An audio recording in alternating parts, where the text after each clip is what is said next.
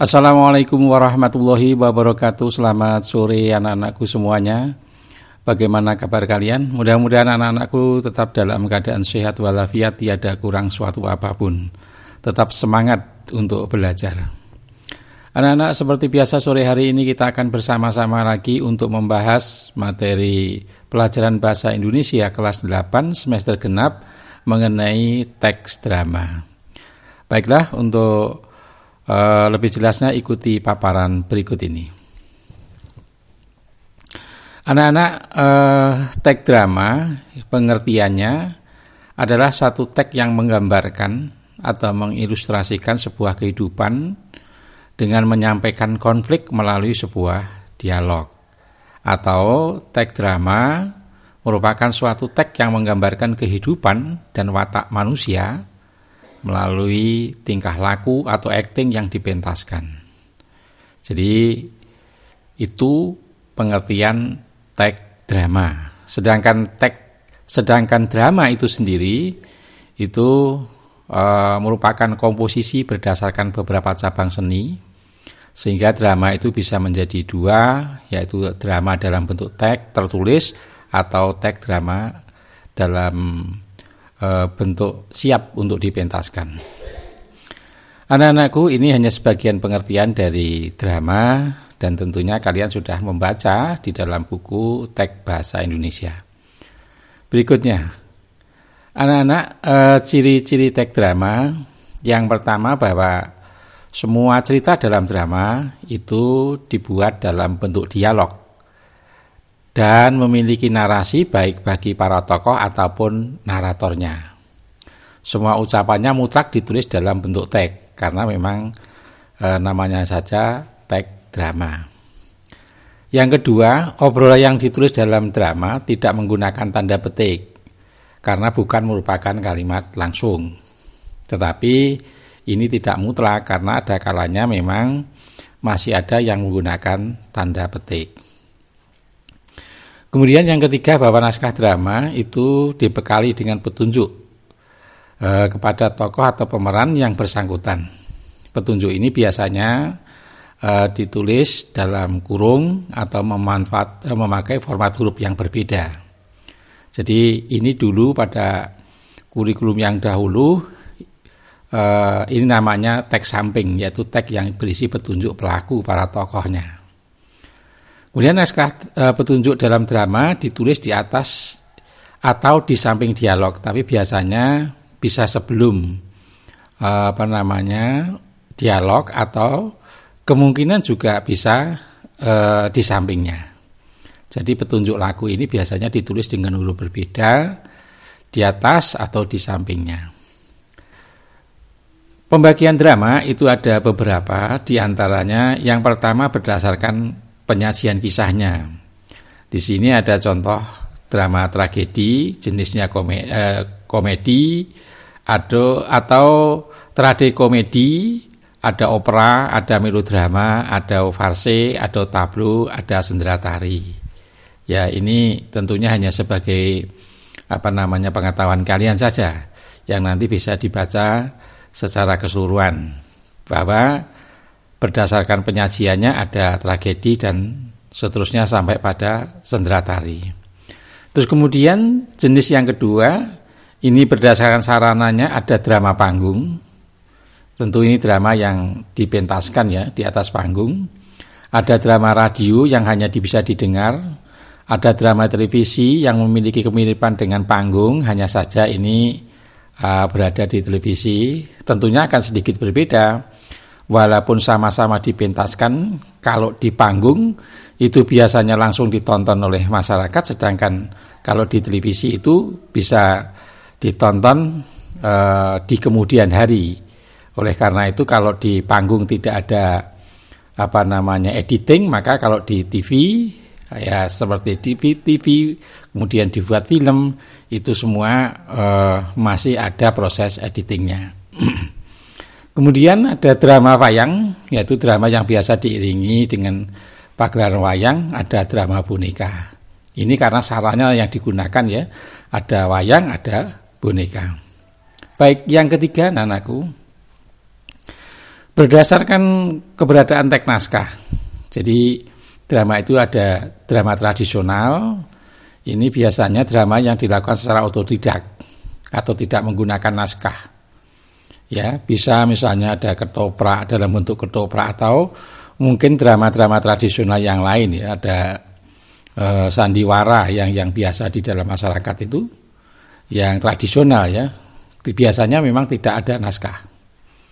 Kemudian ada drama modern, ini drama yang dilakukan dengan sebuah naskah. Tentunya ini sebagaimana kita ketahui drama-drama yang diperankan oleh teater-teater tertentu, ini biasanya menggunakan naskah yang sudah disiapkan sebelumnya.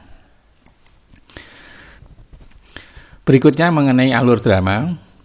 Alur ya sebagaimana kita ketahui bahwa itu adalah rangkaian peristiwa dan konflik yang menggerakkan jalannya cerita. Nah, alur drama ini mencakup bagian-bagian pengenalan cerita atau konflik awal ya. Kedua, konflik awal, ketiga ada perkembangan konflik dan ada penyelesaian. Sebagaimana kita ketahui bersama, alur itu sekali lagi adalah rangkaian peristiwa. Kemudian penokohan. Nah, penokohan ini merupakan cara pengarang di dalam menggambarkan karakter tokohnya. Nah, penokohan ini ada beberapa macam. Yang pertama, berdasarkan perannya itu ada tokoh utama, ya, yang menjadi sentral cerita itu. Kemudian tokoh pembantu, yaitu tokoh yang dilibatkan atau dimunculkan untuk mendukung jalannya cerita, ya. Dan memiliki kaitan dengan tokoh utama. Namanya saja juga tokoh pembantu. Jadi berdasarkan perannya ada tokoh utama, ada tokoh pembantu. Kemudian tokoh berdasarkan perwatakannya, ada tokoh yang berkembang, ada tokoh pembantu, ada tokoh statis, dan ada tokoh serba bisa.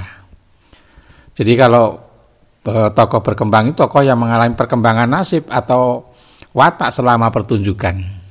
Kemudian tokoh pembantu ini memang diperbantukan untuk menyertai atau melayani dan mendukung kehadiran tokoh utamanya. Kemudian tokoh statis itu adalah tokoh yang mengalami perubahan karakter dari awal hingga akhir dalam suatu pentasan. Yang terakhir ada tokoh drama ini yang memang dapat berperan serba bisa ya, ini tokoh yang berperan sebagai tokoh yang lain. Kemudian yang ketiga ada dialog.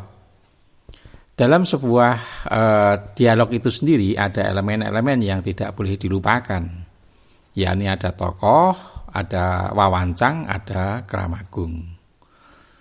Tokoh itu adalah pelaku yang mempunyai peran ya, yang lebih dibanding pelaku-pelaku lain karena sifatnya protagonis ataupun antagonis. Kemudian wawancang itu dialog atau percakapan yang harus diucapkan oleh tokoh cerita. Jadi seperti percakapan, dialog itulah, itu namanya wawancang. Kemudian ya, kramagung itu petunjuk perilaku atau tindakan atau perbuatan yang harus dilakukan oleh tokoh. Dalam naskah drama, kramagung itu ditulis dengan tanda kurung atau dengan huruf miring atau huruf tebal, tergantung kepada siapa yang menulisnya. Jadi kramagung itu kalau dahulu ada namanya teks samping ya, teks yang digunakan untuk mengetahui petunjuk pelakunya. Yang keempat ada latar. Latar ini keterangan mengenai ruang atau waktu. Nah, kalau penjelasan tentang latar ini memang dinyatakan dalam petunjuk pementasan. Bagian ini disebut dengan kramagung ya. Dalam latar juga dinyatakan melalui percakapan para tokohnya. Dalam pementasannya latar itu dinyatakan dalam tata panggung atau cahaya. Jadi biasanya kalau di dalam pementasan itu penataan panggung itulah yang dinamakan penataan latar. Misalnya ketika adegan di hutan maka panggung harus dirubah seperti hutan. Kemudian di pantai harus dirubah seperti pantai gitu. Itu namanya latar. Nah, yang terakhir ini bahasa. Bahasa itu merupakan media komunikasi utama di dalam dialog ya antar tokoh. Bahasa itu bisa menggambarkan watak tokoh, latar atau peristiwa. Misalnya dengan bahasa yang kasar, maka watak tokohnya juga kasar. Kemudian latar bahasa menunjukkan latar itu, misalnya dalam pementasan itu kita ketahui tokohnya misalnya menggunakan kata berdialek Madura, Betawi, ataupun mungkin Jawa Tengah. Nah ini semuanya akan diperlihatkan dalam penggunaan bahasa ini. Nah, apabila disajikan dalam buku pementasan, memang drama itu memiliki unsur-unsur yang lain ya, sebagai sarana pementasan, panggung, kostum, pencahayaan, tata suara, yang biasanya kalau dalam drama-drama tradisional kalian bisa ketahui, misalnya ada pementasan ketoprak yang ada di TV, di sana ada panggung, ada kostumnya, ada tata pencahayaannya, ada tata suaranya, sehingga ketika dia berbicara, pelaku itu berbicara, pendengar bisa memahaminya. Baik, berikutnya mengenai struktur drama. Sebagaimana kita ketahui bahwa dalam teks drama itu ada beberapa strukturnya, diantaranya ada tiga nih. Yang pertama prolog. Yang pertama prolog, kedua dialog, yang ketiga epilog. Nah, prolog ini sebagai pembuka atau pengantar biasanya, pengantar cerita, jadi narasi yang dibacakan oleh seorang narator yang tujuannya untuk mengantarkan sebuah cerita.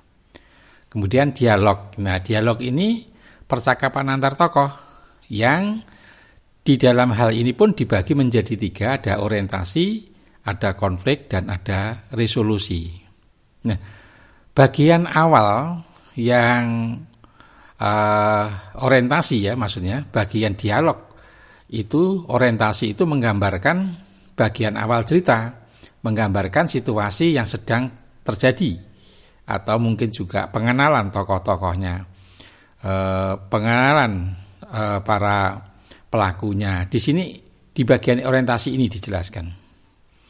Kemudian yang kedua ada konflik. Ini berisi tentang konflik-konflik dan pengembangannya, baik itu gangguan, halangan dalam mencapai tujuan. Jadi sebuah cerita itu pasti di dalamnya ada konflik-konflik yang dihadapi oleh tokoh-tokoh utamanya.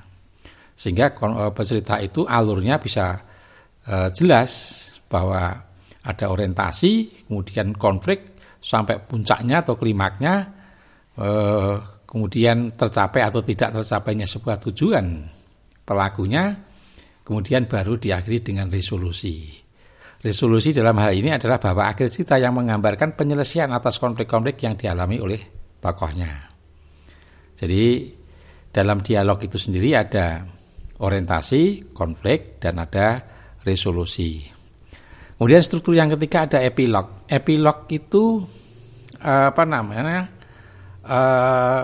akhir ya, ada di akhir sebuah cerita, atau bisa dikatakan penutup sebuah cerita yang isinya memang itu adalah narasi akhir dari sebuah cerita itu. Nah, yang nantinya tetap akan dibacakan oleh seseorang yang dinamakan atau disebut dengan narator. Dalam hal ini biasanya bisa narator itu memberikan narasi kembali berkenaan dengan amanat cerita tersebut. Baik, anak-anakku, di sini saya gambarkan mengenai struktur alur drama.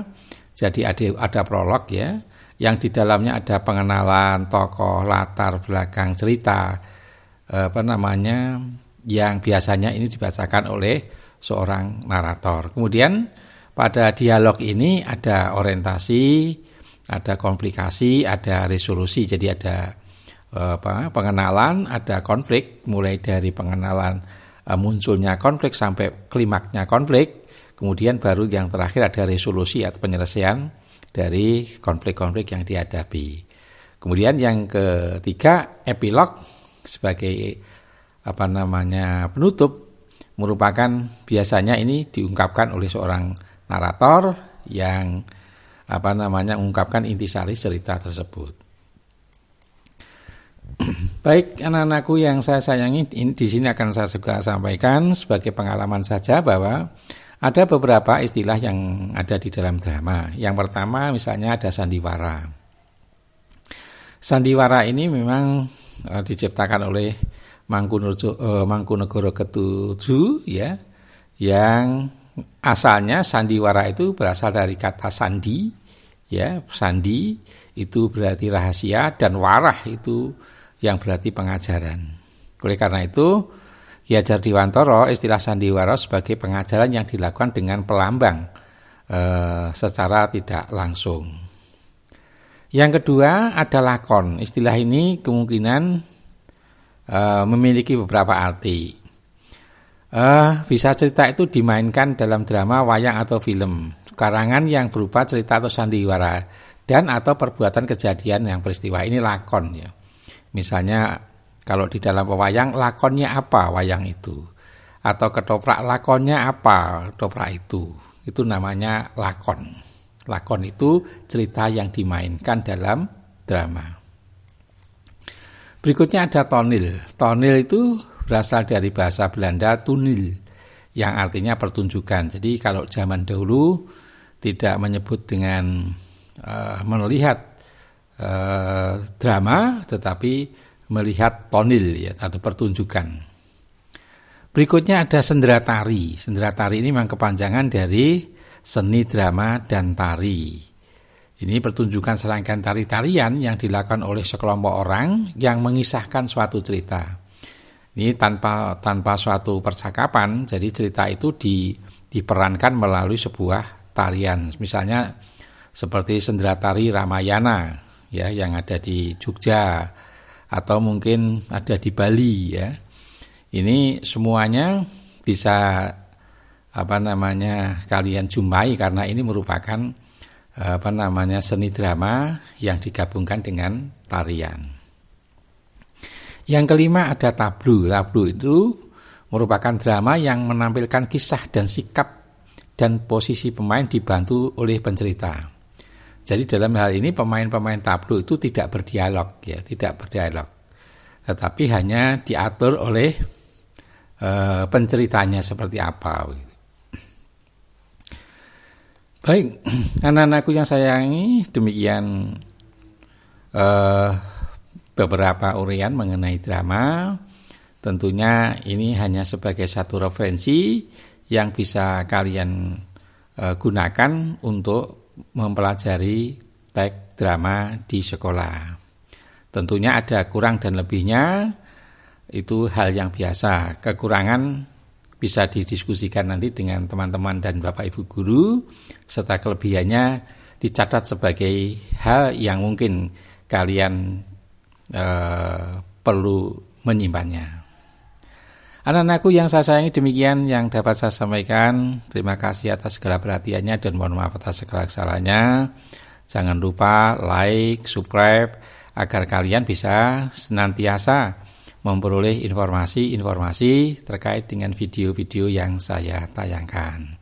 Selamat sore dan Assalamualaikum warahmatullahi wabarakatuh.